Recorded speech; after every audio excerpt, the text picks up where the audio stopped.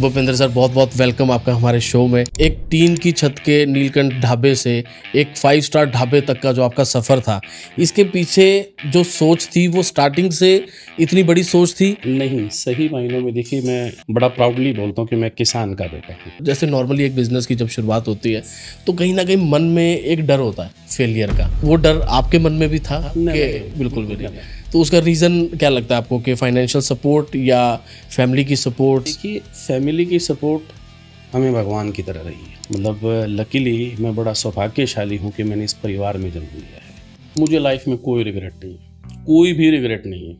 जो हुआ कुछ तो मेरे से कमी रही होगी, राइट, उससे सीखने की कोशिश करता हूँ। जो चीज़ें दर्शाई जा रही हैं वो सही नहीं है, तो यूथ इस चीज़ को कैसे इवेल्युएट करे कि क्या सही है और क्या गलत है? देखिए, यूथ समझ रहा है, ऐसा नहीं है कि यूथ नहीं समझ रहा है, लेकिन यूथ हमारा विदेशों की तरफ भी पलाया है। जब 2004-05 में हम सबवे जब इंडिया में फर्स्ट टाइम आया, पीपल सेज कि ठंडे बर्गर कौन खाएगा, कि यार ये सैंडविच है, this is not a burger.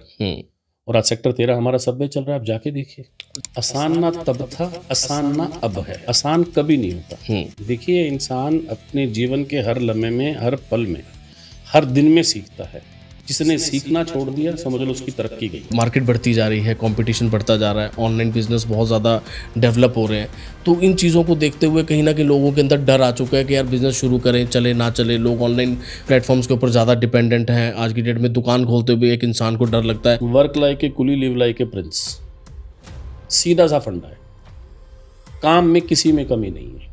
हम एक देसी भाषा में कहते हैं जी, खाली दुकान दुकानदार को खाए, भरी दुकान ग्राहक को लाए। लेकिन आप जैसे आप भी बाहर ट्रैवल करते हैं, इंटरनेशनल आप ट्रैवल करते हैं, तो आपको कहीं ये डिफरेंस नहीं लगा कि जब यहाँ पर बच्चा एक काम करता है और वहाँ बच्चा जब काम कर रहा है कोई भी, तो कहीं ना कहीं एक उस चीज़ को लेकर प्रॉब्लम है कि वहाँ पर छोटे से काम को भी कोई दिक्कत नहीं मानी जाती। यहाँ पर अगर बच्चा कोई छोटा सा काम करना शुरू कर दे तो आसपास के लोग, पड़ोस, रिश्तेदार। मैं इसके ऊपर एक बड़ी अच्छी बात है। यहाँ ना हम लोग ये सोचते हैं, यार मैं उनका बच्चा हूँ, मुझे कोई देख ना ले। राइट। Hello everyone. सो आज के इस पॉडकास्ट में हम आपको एक ऐसे इंसान से मिलवाएंगे जो कि एक, मुझे लगता है कि मुंह तोड़ जवाब है उन लोगों के लिए जो लोग ये कहते हैं और ये सोचते हैं कि परिवार का साथ रहना अब आसान नहीं रहा।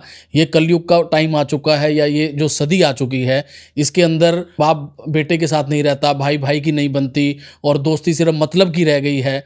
तो आइए मिलते हैं मिस्टर भूपेंद्र लाठर जी से, जिन्होंने सिर्फ बिजनेस के अंदर सक्सेस नहीं ही पाई बल्कि अपनी दोस्ती को उस तरीके से रिटेन किया है कि बचपन के दोस्त भी आज उनके साथ हंसते खेलते हैं और अपनी ज़िंदगी को बहुत अच्छे तरीके से जीते हैं। अपने परिवार को वो जोड़ कर रखते हैं। कोई भी परिवार में अगर प्रॉब्लम आती है तो सारे के सारे एक साथ मिलकर उसका सोल्यूशन निकालते हैं, उसके लिए लड़ते हैं। तो आइए मिलते हैं मिस्टर भूपेंद्र लाठर जी से, जो कि नीलकंठ स्टार ढाबा के ऑनर हैं।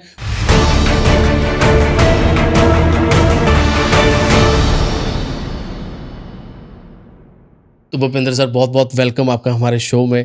आपने स्पेशली इतना टाइम निकाला हमारे शो के लिए। Thank you so much brother. Ram Ram, नमस्ते, good evening to all of you. सबसे पहले सर क्वेश्चन जो मैं स्टार्ट करूंगा वो मैं उस क्वेश्चन से स्टार्ट करूंगा। मुझे लगता है कि हर इंसान जो आपको जानता है, जो आपके साथ जुड़ा हुआ है, वो इसका जवाब जरूर जानना चाहेगा कि एक टीन की छत के नीलकंठ ढाबे से एक 5 स्टार ढाबे तक का जो आपका सफ़र था, इसके पीछे जो सोच थी वो स्टार्टिंग से इतनी बड़ी सोच थी, या फिर इसको भी बाकी जैसे बिजनेस स्टार्ट किए जाते हैं कि एक रोज़गार के पर्पस से, इसको भी उसी तरीके से स्टार्ट किया था आपने? नहीं, सही मायनों में देखिए, मैं बड़ा प्राउडली बोलता हूँ कि मैं किसान का बेटा हूँ।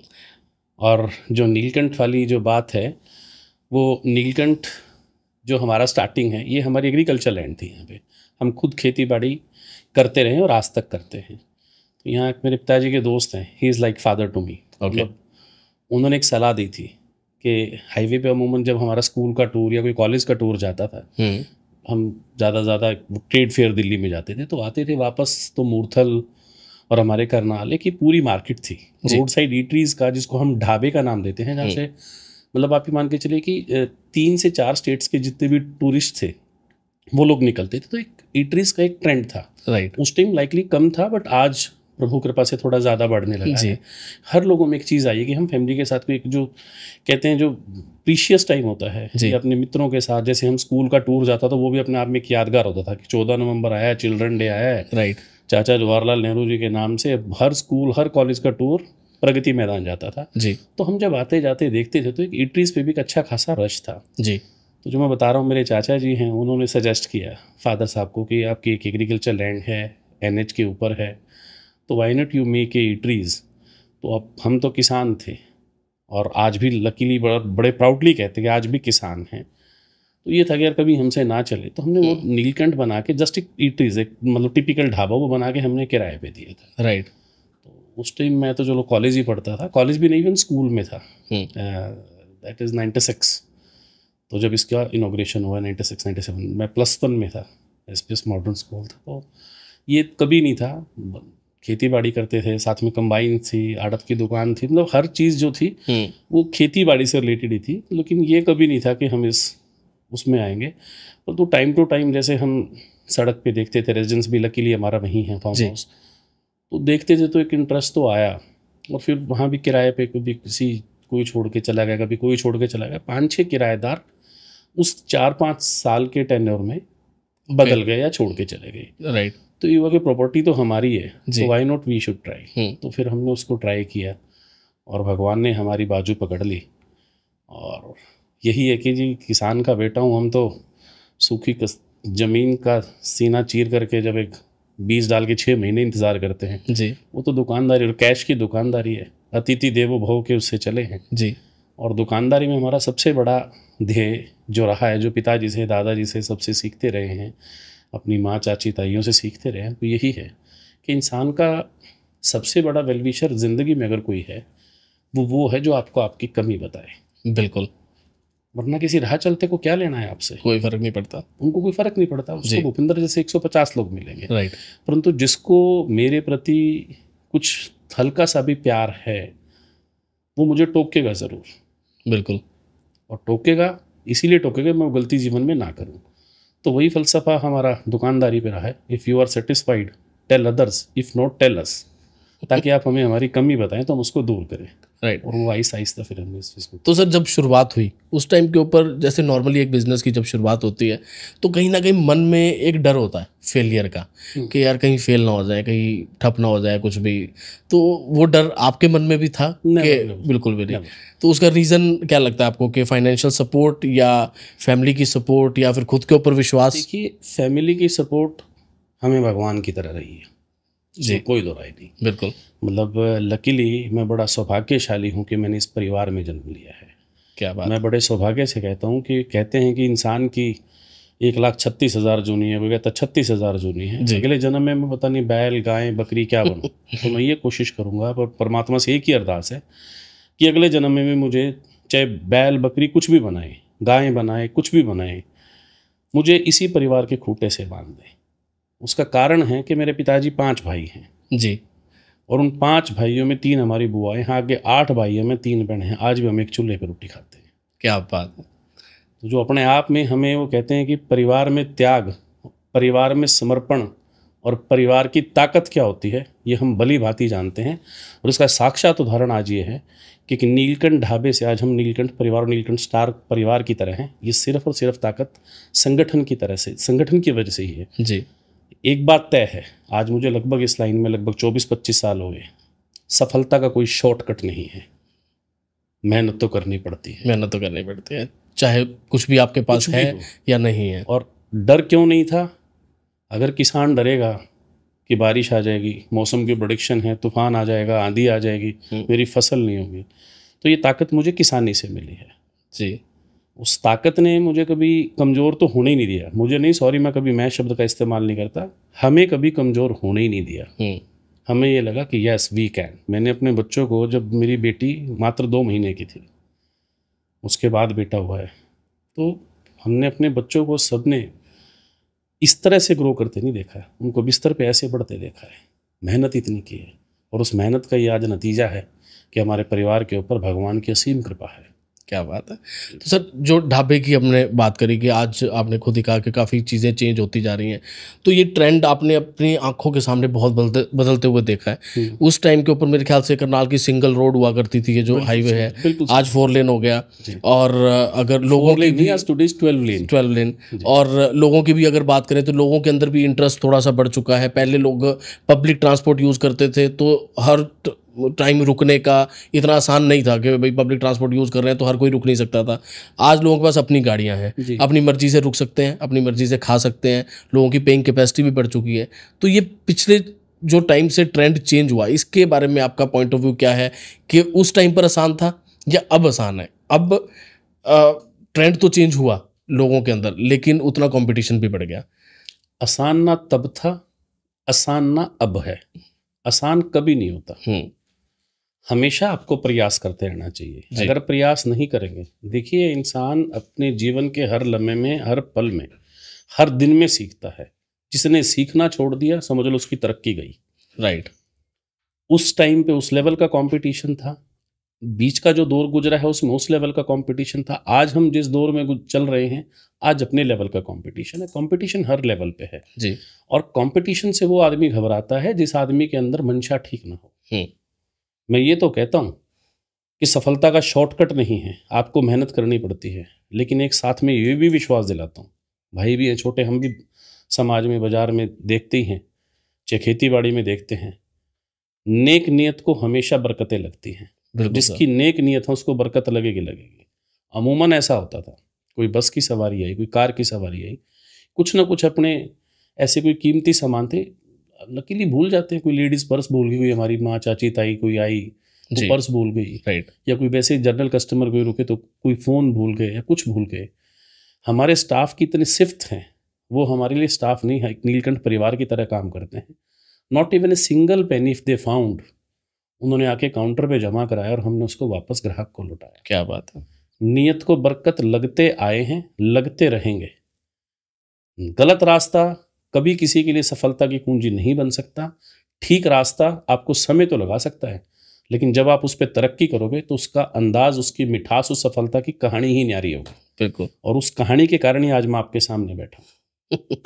तो सर इतना अच्छा आपने एक बिजनेस मॉडल खड़ा कर दिया, बहुत अच्छे लेवल पे आपने चीज़ें अचीव कर ली, फिर वहाँ से पॉलिटिक्स की तरफ जाने का कोई मकसद? देखिए, इंसान इस भगवान की बनाई हुई सबसे खूबसूरत संरचना है। हम्म। इंसान ही सुबह तैयार होकर चल सकता है। इंसान ही अपना और अपने के साथ ही अपने समाज के बारे में भली भांति एक दूसरे के प्रति अच्छा और बुरा सोच सकता है। बिल्कुल। तो इंसान को कोई भी दायित्व मिले, आइदर ही इज़ मैन और वोमैन, ही इज़ बॉय और गर्ल, आइदर मतलब कोई भी हो, उनका अपना दायित्व समझना चाहिए। वो पारिवारिक दायित्व है, वो सामाजिक दायित्व है, वो व्यापारिक दायित्व है, या वो राजनीतिक दायित्व है। इंसान ही सारे दायित्व अपने अच्छे से निभा सकता है। तो मैं ये प्रयास करूँ कि मैं ये भी दायित्व अच्छे से निभाऊँ। तो आपने सर स्टार्टिंग से लेके अभी तक कांग्रेस का हाथ पकड़ा हुआ है, काफ़ी टाइम कांग्रेस को लेके डाउनफॉल की भी बातें हुई कि बहुत ज़्यादा डाउनफॉल आ चुका है, हरियाणा में भी काफ़ी नेगेटिविटी फैलाई गई, लेकिन आपने अपनी लॉयल्टी से उसको थाम के रखा हुआ है। इसका कोई स्पेसिफिक रीज़न? मैं यहाँ आपको ठीक करूँगा, मैंने कांग्रेस का हाथ नहीं पकड़ा हुआ, कांग्रेस ने मेरे ऊपर अपना हाथ आशीर्वाद के रूप में किया हुआ है। मैं बड़े सौभाग्य से कहता हूँ, श्रीमती शांति देवी जी हमारे दादी जी थे, करनाल से MLA रहे हैं। मैं जब मात्र 3 साल का था, 82 से 87, तो कांग्रेस का आशीर्वाद वाला हाथ हमारे ऊपर सदा रहा है। हमने उनकी उंगली पकड़ी हुई है और उस उंगली में हम संघर्ष में उनके साथ साथ चल रहे हैं। कहीं कुछ सीखने को मिलता तो सीख रहे हैं, और जितना हो सकता है अपनी तरफ से बेस्ट करने का प्रयास कर रहे हैं, ताकि राजनीति बेसिकली कोई लाठी डंडे की लड़ाई नहीं है, ना ये पैसा बनाने की लड़ाई है। It's a man making machine. राजनीति हमेशा विचारों से होती है। राइट। अगर आप विचारों से राजनीति करेंगे, आपके विचार अच्छे होंगे, तो आप रहें या ना रहें, आपके विचार हमेशा अमर रहते हैं। तभी आज श्रीमती इंदिरा गांधी को आयरन लेडी के रूप में हिंदुस्तान ही नहीं पूरे वर्ल्ड में याद किया जाता है। बिल्कुल। लेकिन सर वो टाइम और आज का टाइम, कांग्रेस की अगर हम बात करें, जब जैसे आप उस टाइम की बात कर रहे हैं कि उस टाइम से जुड़े हुए हैं या उन्होंने आपको जोड़ रखा है, लेकिन आज के टाइम में काफ़ी नेगेटिव चीज़ें, ये भी कहा जाता है कि कांग्रेस के पास कोई प्रॉपर एक लीडर नहीं है। राहुल गांधी जी के लिए भी बहुत नेगेटिव बातें सोशल मीडिया पर हम देखें या कहीं पर भी देखें, सबको पता है ये चीज़ें। तो उस चीज़ के बारे में आप क्या कहेंगे कि ये जो सोशल मीडिया है, राहुल जी जैसा संघर्षशील लीडर आप देखिए हिंदुस्तान में नहीं है। कोई कुछ भी कहता रहे, जिस व्यक्ति ने अपने कदमों से पूरे देश को माप दिया हो, पूरब से पश्चिम, उत्तर से दक्षिण, जी, जिस व्यक्ति के परिवारों ने, आप सोचिए कि एक बच्चा स्कूल से आए और पता लगे उसकी दादी नहीं है, एक बच्चा कॉलेज से आए पता लगे उसके पिताजी नहीं है, और फिर भी वो लगे हुए हैं। और एक छोर बताइए, राहुल जी को जो सोशल मीडिया जो एक है, बुरा ना मानना जो भी भाई सोशल मीडिया यूज़ करते हैं, I am one of them, मैं भी सोशल मीडिया यूज़ करता हूँ। ये एक ऐसी यूनिवर्सिटी है, इसके ऊपर कितना झूठ परोसा जाए, आर्टिफिशियल इंटेलिजेंस का बखूबी इस्तेमाल और गलत इस्तेमाल, सारा का सारा जितना सोशल मीडिया पे होता है, मुझे नहीं लगता किसी यूनिवर्सिटी में होता होगा। तो सोशल मीडिया की बातों पे ना जाए, अगर धरातल पे जाए, आप बताइए कौन सा लीडर ऐसा है जिसने पूरे देश को कदमों से माप दिया हो? कौन सा लीडर ऐसा है जिसने हर वर्ग की आवाज़ उठाई हो? ऑपोजिशन के लीडर हैं आज, सांसद भी हैं, पूर्व प्रधानमंत्री के पोते भी हैं, पूर्व प्रधानमंत्री के बेटे भी हैं, फिर भी क्या जरूरत पड़ी उनको सड़कों पे आने की? बिल्कुल। आज वो सड़क पे हैं, वो आवाज़ है, वो एक विचार है, उस विचार के लिए सड़क पे हैं, कांग्रेस विचारधारा के लिए सड़क पे हैं। आज उनको कोई कुछ भी कहे, आप एक चीज़ बताइए, आप पिछले 5-6 साल का इतिहास अगर उठा लें या 10-11 साल का भी उठा लें, जब से भारतीय जनता पार्टी सरकार में आई है, क्या था सोशल मीडिया पे? हमारे दादा अन्ना हजारे जी और बाबा रामदेव जी, इन्होंने एक बड़ा सा एक पोस्टर क्रिएट किया, ब्लैक मनी, एक बड़ा सा पोस्टर क्रिएट किया कि कांग्रेस भ्रष्टाचार, नीति आयोग, कनीमोजी, डी राजा, डी सुरेश और सुरेश कलमाड़ी, मतलब क्या क्या नहीं हुआ। उस पोस्टर के पीछे की जो कहानी थी, फ्रंट डेस्क पे तो बैठ गए अन्ना हजारे और बाबा रामदेव, बिल्कुल, कहाँ आज कालाधन चला गया, कहाँ आज हमारा लोकपाल बिल चला गया, और उसके पीछे से जो पर्दे के पीछे से जो स्टोरी निकल के आई, अन्ना हजारे जी के स्टेज सिर्फ एक लीडर की तारीफ हुई थी, अगर किसी को याद हो, आदरणीय प्रधानमंत्री नरेंद्र मोदी जी की। ऐसा क्या था? वो कितनी प्लान्ड गेम थी। और उसके बाद सुप्रीम कोर्ट तक में एक भी लीडर, एक भी ऑफिसर, आप ये बताइए, वो नीति आयोग आज कहाँ है जिसको प्लानिंग कमीशन बोलते हैं, कि इतने का टेंडर जाता तो इतने पैसे होते, इतने का टेंडर जाता तो इतने पैसे होते। आज कहाँ है वो नीति आयोग? कहाँ है आज अन्ना हजारे? कहाँ है आज बाबा रामदेव? आप सोचिए, वो एक पोस्टर क्रिएट किया गया था, एक तैयार किया गया था, उस पोस्टर के पीछे की स्टोरी कुछ और थी। एक ऐसी सोच थी, एक ऐसी पूंजीवादी सोच थी, जिस पूंजीवादी सोच के कारण देश की मीडिया को पंगु बना दिया गया, और हमारे भोले भाले आदमी को, हमारे भोले भाले इंसान को 70%, 65% आज भी भारत की जनता गांवों में रहती है जी। वो बेचारे सोचते हैं कि सोशल मीडिया पे जो भी कंटेंट आपको मिल रहा है वो सारा सच्चा है। उससे एक माहौल क्रिएट किया गया, और माहौल क्रिएट करके के आज भारतीय जनता पार्टी सरकार में है। रिजल्ट क्या है? अगर 65 रुपये डॉलर था तो आज 90 रुपये डॉलर है। बिल्कुल।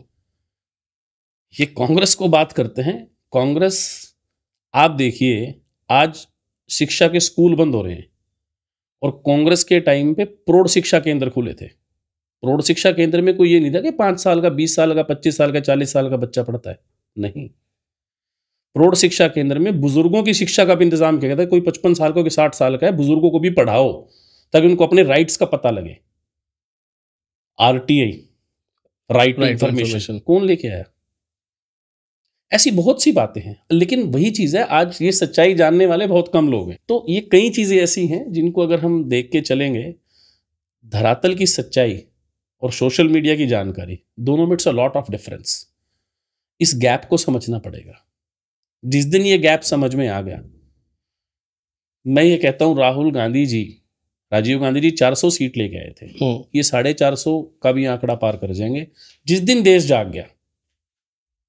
इंदिरा जी को तो बहुत कुछ कहा, लेकिन जिस दिन देश जागा है, एक ऐसी क्रांति आई थी, एक ऐसी क्रांति आई थी कि इंदिरा जी का अकेले हिंदुस्तान ही नहीं, पूरे वर्ल्ड में डंका बजा था। ऐसी ही क्रांति यहाँ भी आने वाली है। कोरोना में पूरा वर्ल्ड बंद हो गया। राहुल जी कहते रहे सबसे पहले अपने आइसोलेट, अपने एयरपोर्ट्स कर लीजिए, जहाँ से हमारे इंटरनेशनल टूरिस्ट, इंटरनेशनल जो हमारे टूरिज्म करने के लिए गए हैं, अपने परिवार के पास गए, जो व्यक्ति आए हैं उनको आइसोलेट कर लीजिए, देश बंद करने की आवश्यकता नहीं है। कितना भारी नुकसान हुआ। बिल्कुल। Who will be the responsible? Nobody can raise the voice. कोई आवाज नहीं उठा रहा। Why? ये कई चीजें ऐसी हैं जो सच्चाई में और सोशल मीडिया की जानकारी में बहुत बड़ा डिफरेंस है, इसको समझना होगा। यूथ इस चीज़ को कैसे इवेल्युएट करे? मतलब देखो, आपको भी पता है कि इंडिया को एक यूथ का देश माना जाता है ना, सबसे ज़्यादा यूथ इंडिया के अंदर ही है। तो आज की डेट में अगर आपके हिसाब से मतलब जो चीज़ें दर्शाई जा रही हैं वो सही नहीं है, तो यूथ इस चीज़ को कैसे इवेल्युएट करे कि क्या सही है और क्या गलत है? देखिए, यूथ समझ रहा है, ऐसा नहीं है कि यूथ नहीं समझ रहा है। लेकिन यूथ हमारा विदेशों की तरफ भी पलायन है। लेकिन अगर यूथ समझ रहा है तो फिर भी बार बार वोटिंग, जब अभी लास्ट टाइम भी जो इलेक्शंस हुए उसमें हरियाणा के अंदर पूरा जोर था कि कांग्रेस जरूर आएगी, लेकिन इन दी एंड रिजल्ट्स कुछ पॉलिटिकल जब बातें आती हैं तो हर चुनाव का अपनी एक अलग एक सिस्टम होता है जी। हर चुनाव का अपना एक अलग ही दायरा होता है। हर चुनाव मतलब हर चुनाव डिफरेंट होता है। आप लोकल बॉडीज के चुनाव से ले लो, विधानसभा के चुनाव से ले लो, लोकसभा के चुनाव से ले लो। जी अब लोकसभा में कांग्रेस ने 5 सीटें जीती थी बिल्कुल। और भाजपा भी 5 ही जीत पाई थी। अब अगर लोकसभा की 5 सीटों का हिसाब लगाएं तो कांग्रेस को कम से कम 58 से 60 सीटें जीतनी चाहिए थी। अनलकीली हम 37 पे रह गए। तो हर चुनाव का अपना एक अलग पायदान, अलग मापदंड होते हैं। कहीं कुछ गड़बड़ हुई है, उसको हम इंटरनल कांग्रेस पार्टी के सीनियर लीडर्स, चाहे वो केंद्रीय स्तर पे हों चाहे वो प्रादेशिक स्तर पे हों, वो उनको एनालाइज करके उसके ऊपर अच्छे से काम कर रहे हैं कि हम लोगों के अंदर एक उत्साह था, हम उत्साह को कैश क्यों नहीं कर पाए। जनता जनार्दन ने साथ देने में कमी नहीं छोड़ी है। राइट। हम उस जादुई आंकड़े को, हम उस जीत के आंकड़े को टच नहीं कर पाए, ये हमारी कमी है। उसके लिए हम जनता से माफी मांगते हैं और बड़ा शीश झुका के अपनी हार स्वीकार करते हैं। लोगों ने वोट देने में, लोगों ने आशीर्वाद देने में, लोगों ने साथ देने में कमी नहीं छोड़ी। कांग्रेस के साथ आज भी लोग उसी मन से खड़े हैं। लेकिन बहुत लोग छोड़कर भी गए, कुछ लोग छोड़ के गए हैं। कुछ, ये राजनीतिक पार्टी तो बेसिकली भगवान शिव की बारात है, कुछ चले गए कुछ आ गए। राइट। तो सर, आज के यूथ जो बिजनेस करना चाह रहा है, अब लोगों में डर बहुत ज़्यादा है इस टाइम के ऊपर, स्पेशली क्योंकि देखो मार्केट बढ़ती जा रही है, कंपटीशन बढ़ता जा रहा है, ऑनलाइन बिजनेस बहुत ज़्यादा डेवलप हो रहे हैं।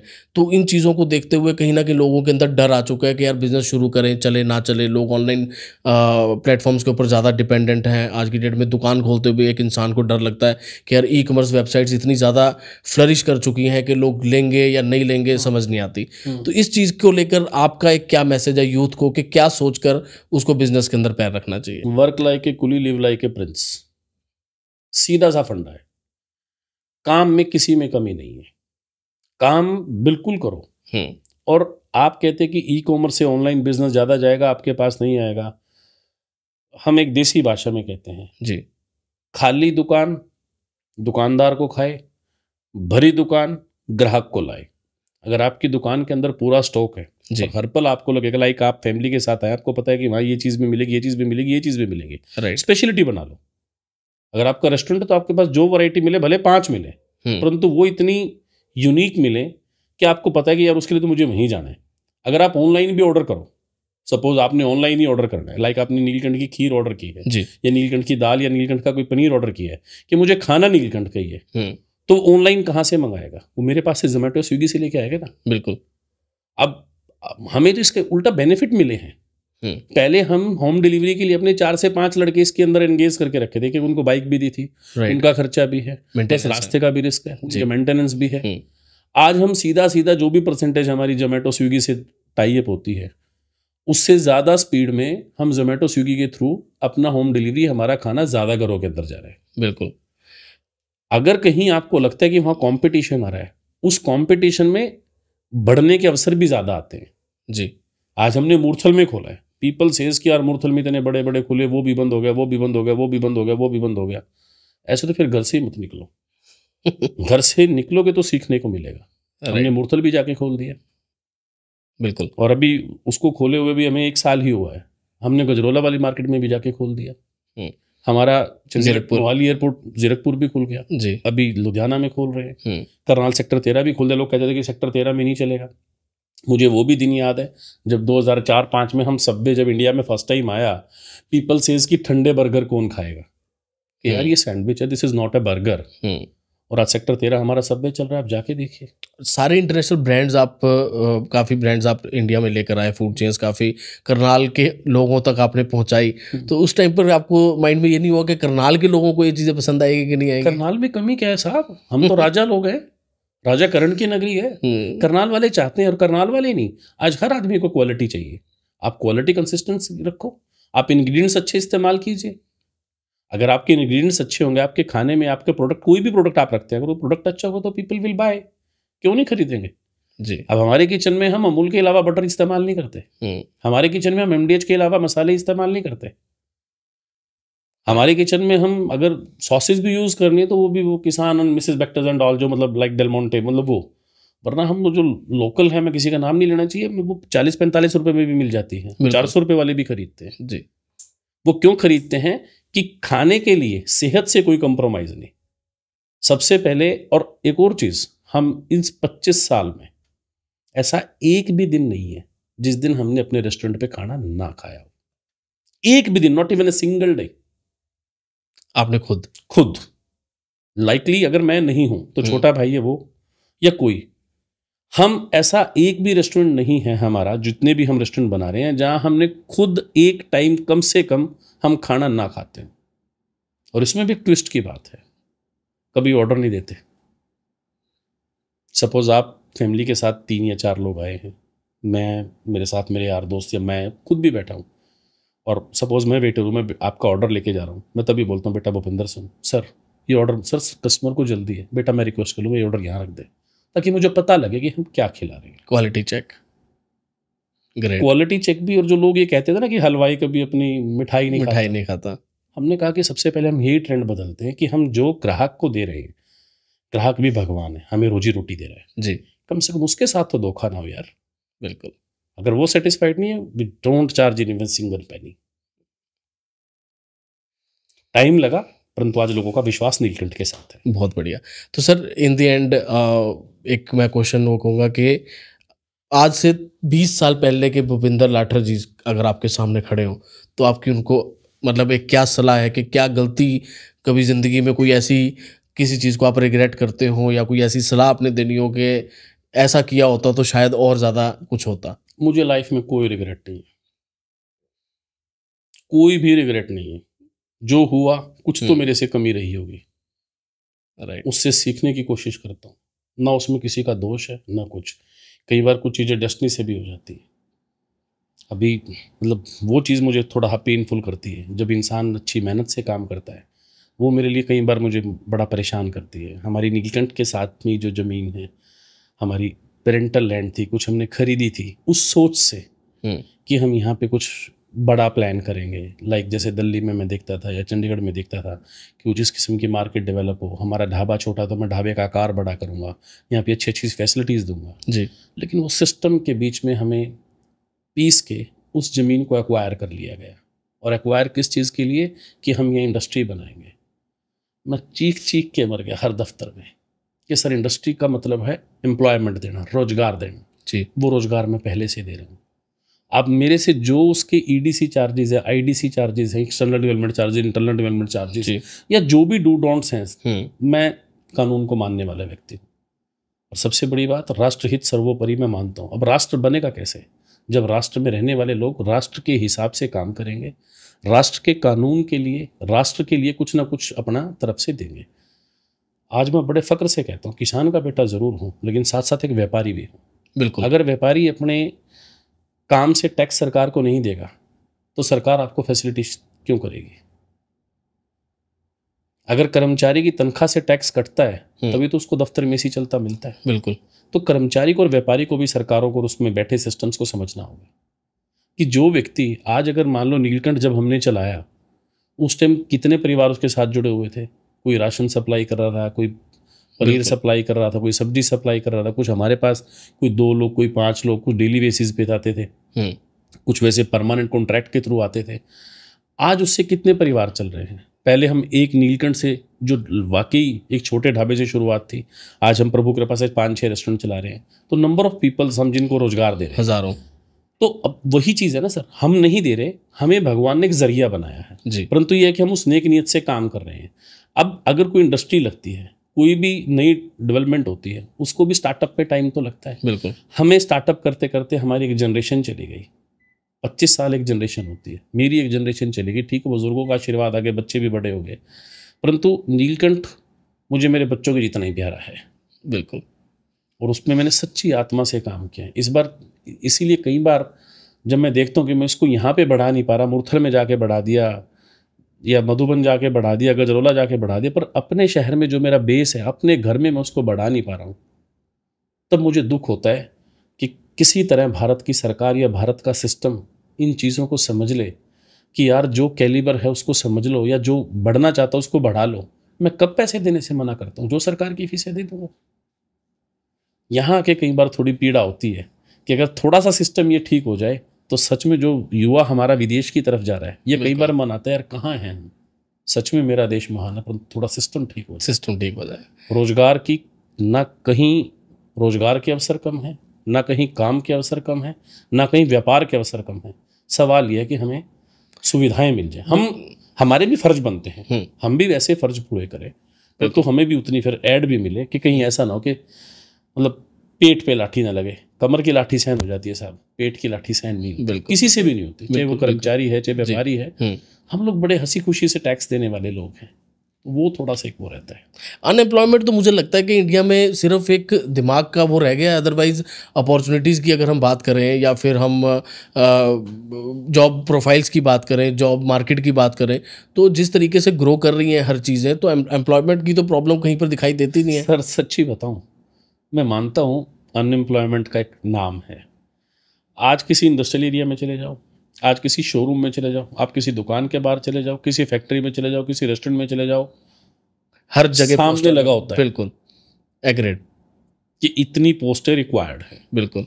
दरअसल क्या होगा, जो हमारा यूथ है उस टाइम हमें भी लगता था, परंतु इतना नहीं लगता था। जो हमारे वाली जनरेशन थी इतना नहीं लगता था कि मैं तो बस ऑफिस बैठूं, मुझे पहले महीने ही जाके 20,000 रुपये की कम से कम तनख्वाह मिलनी चाहिए, बेल बजाऊं तो कोई आपके ऑफिस का जो भी पेंट्री बॉय या कोई भी लड़का है, कोई वेटर है, कोई स्टीवर्ड है, कोई वो है, वो आपको पानी पिला के जाए। या पहले ही दिन ड्राइविंग सीट पे बैठोगे क्या? थोड़ी सी तो होनी चाहिए। हम तो एक और भी कहते हैं, जैसे मैं परमात्मा की कृपा से किसान परिवार से हूँ, नाउ आई एम 45-46, 45-46 साल की उम्र में हूँ।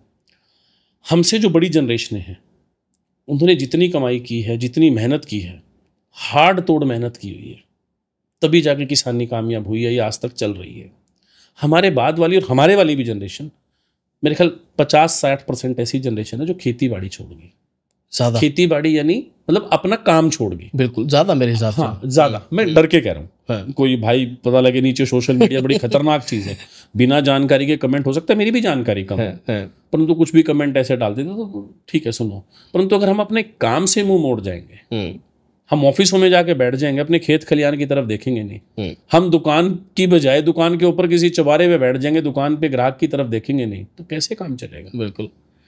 तो ये प्रॉब्लम मुझे लगता है कि कहीं ना कहीं यूथ के अंदर एक वही दोबारा से वही चीज़ है कि डर कहीं ना कहीं आ चुका है कि हम यहाँ पर रहेंगे, पता नहीं हम कुछ कर पाएंगे या नहीं कर पाएंगे, अनएम्प्लॉयमेंट की वजह से ये ना हो जाए, तो इसी वजह से लोग बाहर जाने की दरअसल एज ए पेरेंट मैं लकीली पिता भी, एक बेटी का भी एक बेटे का भी जी, और वैसे तो छोटे बच्चे भी मुझे बड़े पापा बोलते हैं, छोटे भाइयों के भाई भी ऐसे ही हैं, पिता भी हैं, मेरे चाचा जी भी, वो मेरे लिए, मैं लकीली कहता हूँ कि मैं 5 मायों ने पाड़ा और 5 पिताओं ने पाड़ा।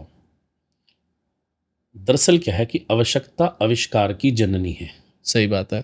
जब तक आप किसी को उसकी आवश्यकता नहीं बताएंगे कि तेरी ये आवश्यकता है, तब तक आविष्कार नहीं होगा। अगर हमें घर बैठे हर चीज़ मिलेगी, आज पिताजी के साथ बच्चे खेत में नहीं जाते, आज पिताजी के साथ बच्चे दुकान पर नहीं जाते, पापा मैं तो गुड़गांव जॉब करूंगा। बिल्कुल सही बात। भाई तू जो 15,000 की, 20,000 की, 40,000 की गुड़गांव जॉब करेगा, इससे अच्छा अपनी दुकान पर बैठ ले, 20,000 तो बचाएगा, 20,000 तू वहाँ खर्च कर देगा कमरे के, बिल्कुल, या खाने पीने के। कम से कम दुकान से कुछ सीखेगा और अपने लोकल जो तेरा समाज का दायरा है वो भी पता लगेगा। तेरे पड़ोस में तेरे चाचा की दुकान है, अंकल की दुकान है, भाई की दुकान है, या किसी पड़ोसी की दुकान है, वो भी तो अपना एक परिवार ही है ना। तो जब तक हम अपने काम के प्रति मोह नहीं रखेंगे, जब तक हम, ठीक है तरक्की करो, तरक्की करने के लिए जाओ, परिवार में आप 5 लोग हैं, 6 लोग जाओ, बिल्कुल बिल्कुल जाओ। और साथ साथ मेरे किसान परिवारों से भी एक प्रार्थना है, आप चाहे 100 किले के मालिक हैं, आप चाहे 2 किले के मालिक हैं, बगल में एक व्यापार जरूर होना चाहिए, भले पंचर की दुकान। और अगर आप उस पर बैठोगे, जब तक रूटीन की ट्रांजेक्शन्स, रूटीन की रोटेशंस नहीं होंगी, अकेले किसानी बहुत टफ है साहब, बहुत टफ है। हालांकि अब किसान पहले से कुछ ईजी हो गए हैं, परंतु फिर भी बहुत टफ है साहब किसानी। इसीलिए किसानी के साथ साथ अगर आपको अपना घर चलाना, अपने बच्चों को अच्छी एजुकेशन देनी है, आपको समाज में डू डोंट्स आने हैं, आप काम करोगे तो आप हम्बल भी रहोगे जी, आपको पता लगेगा, आपको पैसे की वैल्यू का पता लगेगा। तो उसके लिए इट इज़ वेरी नेसेसरी, बहुत ज़रूरत है कि अगर आप खेती बाड़ी में हो तो उसके साथ आपका एक बहुत वैल्यूएबल एडवाइस है सर ये। एक पंचर की दुकान, वरना तो किसी के पास जॉब कर लो जाके, उसकी सेल्समैनशिप भी करोगे, उसकी मार्केटिंग भी करोगे, कुछ तो सीखोगे। वो कहते हैं जैसी रहोगे संगति में वैसे आओगे पंक्ति में। बिल्कुल। जब आप काम करने की संगति में जाओगे तो वैसी पंक्ति में काउंट होगे। अगर आप कहीं ऐसे बैड एलिमेंट्स में बैठोगे तो वैसे कहीं ना कहीं बिना बात उलझ जाओगे।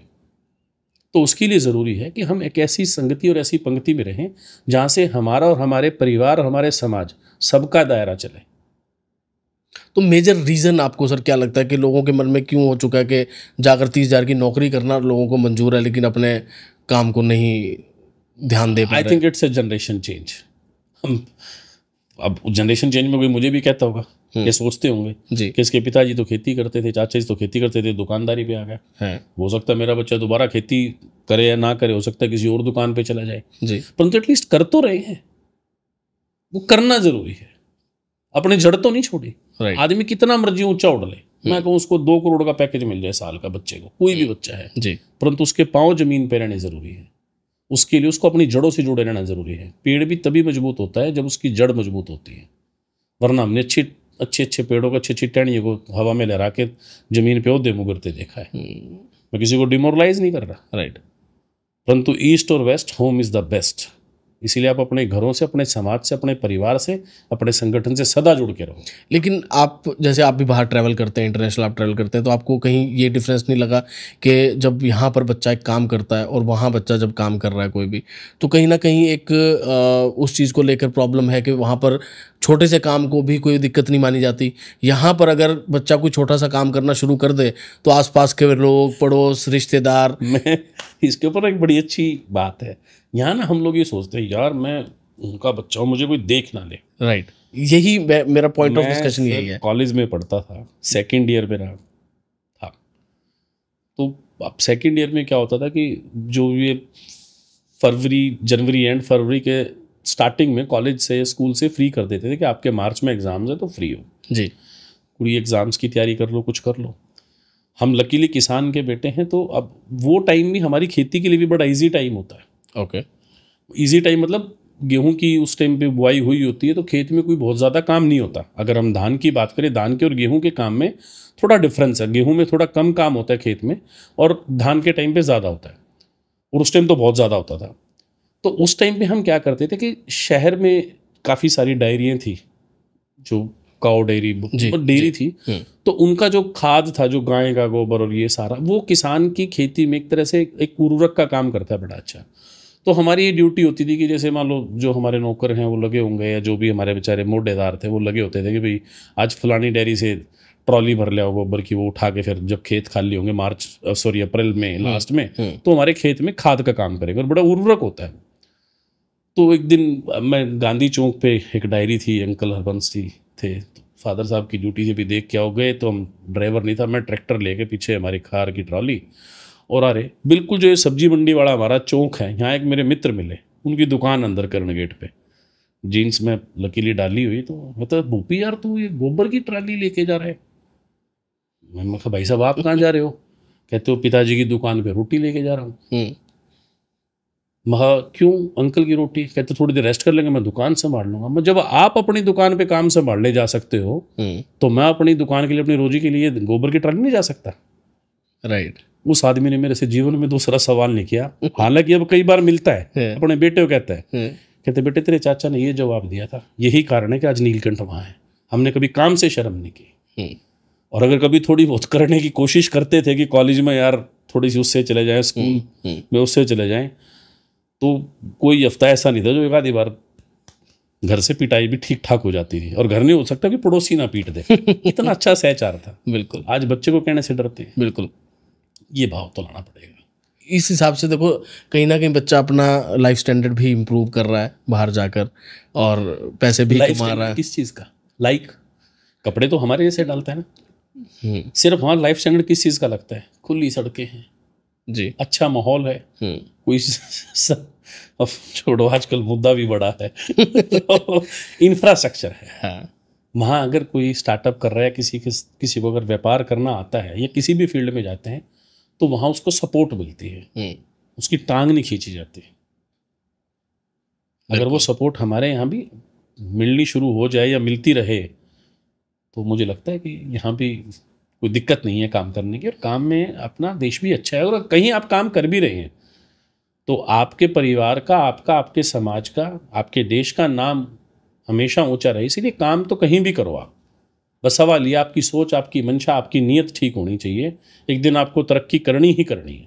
मैं कहूँ कि आप कुएं के मेंढक बन जाओ, घर के ही बिल्कुल होम सिकनेस कर लो, नहीं, जाओ काम करो, आओ, हाँ, लेकिन अपनी जड़ों से जरूर जुड़े रहो, ये मेरी रिक्वेस्ट है। राइट। तो सर आपने एक बात बार बार यूज़ करी कि जड़ों से जुड़े रहो, जड़ों से जुड़े रहो। आप अपनी लाइफ को किस तरीके से जड़ों से जोड़ के रखते हैं, वो थोड़ा मैं पर्सनली आपसे ज़रूर जानना चाहूँगा, क्योंकि जो लाइन आप बार बार यूज़ कर रहे हैं तो कहीं ना कहीं आपने भी अपनी लाइफ में उसको इम्प्लीमेंट कर रखा होगा। देखिए, ये मेरा बड़ा खूबसूरत लम्हा है इस लाइफ का। हम जो स्कूल टाइम से जो मेरे मित्र प्यारे मेरे दोस्त हैं, अब सेकंड और थर्ड से लाइक हम शुरू हैं, अब मतलब +2 तक आते आते या फर्स्ट ईयर सेकंड ईयर तक आते आते आज हम लगभग 40-50 का ग्रुप आज भी ऐसा है। अनलकीली एक तो बेचारे एक्सीडेंट में एक बीमारी से एक्सपायर हो गए, उनको हम आज भी एज ए ब्रदर मिस करते हैं जी। आप सोचिए कि जब हम सेकंड और थर्ड से लेकर अप टू मतलब 10th और +2 तक मिले, उससे लेके आज तक, आज भी अगर हम हफ्ते में 1 बार या 2 बार ना मिले तो गाड़ियाँ मिलती हैं। क्या बात है। चाहे विदेश में भी क्यों ना बैठे हमारे 2-3 भाई, गालियाँ मिलती है। अगर वो ना आए तो हिंदुस्तान 6 महीने में 1 बार तो गालियाँ मिलती हैं। हम जाएं तो उनको बिना मिले रह नहीं सकते, और वो हमारी सबसे बड़ी ताकत। और देखिए, वो कहते हैं ना कि बच्चा मासूम होता है, वो सबसे मासूम है इससे। ना हमारी माएँ एक थी, ना हमारी जातियाँ एक थी, ना हमारा धर्म और मज़हब एक था, ना हमारा गांव और शहर एक था, ना हमारी कॉलोनी और गली एक थी, परंतु फिर भी हमारा एक वो सर्कल बन गया जहाँ ना कोई जाति, ना पाति, ना अमीर, ना गरीब, ना कोई कुछ नहीं था। और आज भी वही भाव है, like brother from another mother. वो हमारी सबसे बड़ी ताकत है। आज भी मैं अपने आप को कुछ भी कहूँ, हम सारे के सारे, अगर किसी एक भाई ने कुछ फैसला कर दिया तो पढ़ने की इजाज़त नहीं है, उसी के ऊपर यस सर है। क्या बात है। तो ये हमारी सबसे बड़ी ताकत है। ऐसे यार दोस्त मेरे स्कूल टाइम के, मतलब और कॉलेज टाइम के, जो अब तक जो हमारे मित्र हैं, जो अभी तक हैं, मतलब वो ना मेरी नसों में और मेरी आत्मा में बसते हैं। उनके बिना मैं कुछ भी नहीं हूँ। तो जैसे मेरा परिवार मेरे लिए है, तो लाइक वो भी ब्रदर फ्रॉम अनदर मदर। क्या बात। और उनके परिवारों में भी हमें ये लगता ही नहीं, कब उनके घर चले गए, खाने का मूड है, उन्होंने दूध बनवा दिया, चाय बनवा दी, मैं खाना आंटी जी मैं रोटी खाऊंगा जी, भूख लग रही। मतलब ये चीज़ें आज तक भी हैं। बहनों में जाओ, भाभी हैं, सारी आ गई, हमें लगता ही नहीं। और आज भी परिवार में इतने बड़े हो गए, अगर फ़ोन आएगा, मैं चांसली लकली अभी जैसे मान लो आपके सामने बैठा हूँ, फ़ोन नहीं उठा पा रहा, तो हो सकता ही नहीं मेरे से भूपी कहाँ है भाई, वो पता है कि इनमें से कोई ना कोई एक साथ होगा। घूमने जाएंगे भाई, ये 20-30 तो हैं, बाकी और कोई ऐड है क्या। तो मतलब ये चीज़ हमारे लिए सबसे बड़ी ताकत है, जो हमारे यार दोस्त स्कूल कॉलेज के आज तक भी। और लकीली हमने 1-2 बच्चों की तो शादियां भी कर ली अपने यार दोस्तों की, अब हमारे वालों की भी बारी है। बिल्कुल। तो आज भी हम वैसे ही हैं, तो हमें लगता ही नहीं कि हम 46 भी हो गया। तो कोई सर 47 है, कोई 49 है, कोई 38 है, हमें नहीं लगता आज भी। मतलब ये लगता है कि बस यार कल तो जैसे स्कूल से आए हैं, कल तो कॉलेज से आए हैं। बिल्कुल। तो ऐसा ही लगता है आज भी। तो जहाँ सर दुनिया भाई से भाई लड़े जा रहा है, बाप से बेटा लड़े जा रहा है, लोगों के आपस में डिस्प्यूट, पड़ोसी का आपस में किसी को नहीं पता, वो लड़के बैठे हैं, सिर्फ एक गाड़ी की पार्किंग के चक्कर में कलेश हो रहे हैं, ये सब कैसे आप मेंटेन कर रहे हैं? मैं सर वही बता रहा हूँ, 54 आदमी हम एक चूल्हे पे घर में रोटी खाते हैं। क्या बात। और वहाँ से हमें त्याग, समर्पण और साथ, तीनों की वैल्यू और ताकत का एहसास हुआ। वही हमारे यार दोस्तों का है। किसकी गाड़ी में जाना है, कब जाना है, क्यों जाना है, कहाँ काम जाना है, क्यों नहीं जाना है, डू डोंट्स नहीं है, ओनली एक दूसरे के प्रति भाव है। इच्छाएं नहीं है ज़्यादा, इच्छाएं सिर्फ एक है, हम साथ हैं। क्या बात है। अगर हम साथ हैं तो फिर वी आर द बेस्ट। और हम तो अक्सर कहते हैं, हम तो अभी जैसे लाइक पॉलिटिकली या सोशली भी मैं कह रहा था कि अपने हैं संग तो जीत जाएंगे हम।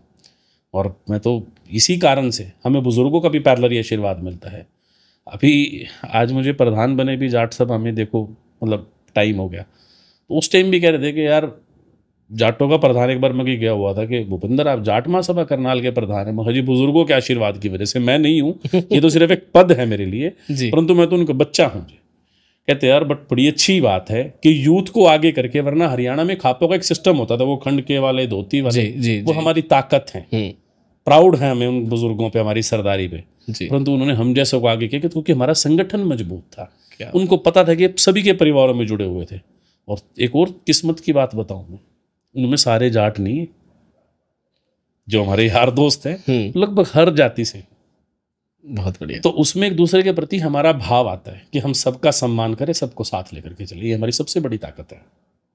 तो आप तो सर मोटिवेशन है पूरे के पूरे यूथ के लिए इस टाइम के ऊपर, इतना बड़ा आप मतलब मेरे को लगता है कि यूथ आइकन का आपको वो मिलना चाहिए। नहीं, कम से कम I am not youth icon, I am desi man. मतलब ये सच में हमारे लिए सबसे बड़ी ताकत ये है कि भैया जिसके साथ बैठ के ना, वो तुम्हारा सबसे बड़ा साथी है। और जो आपको आपकी कमी बता रहे ना बेटा, उसका कभी पल्ला ना छोड़िए, उसके तो पीछे रहो। इसका मतलब उसको आपसे प्यार है, कोई मोहब्बत है कि यार तेरे में कमी है, इसको ठीक कर ले, तेरे जैसा इंसान नहीं। वरना कोई नहीं किसी को बताता जी।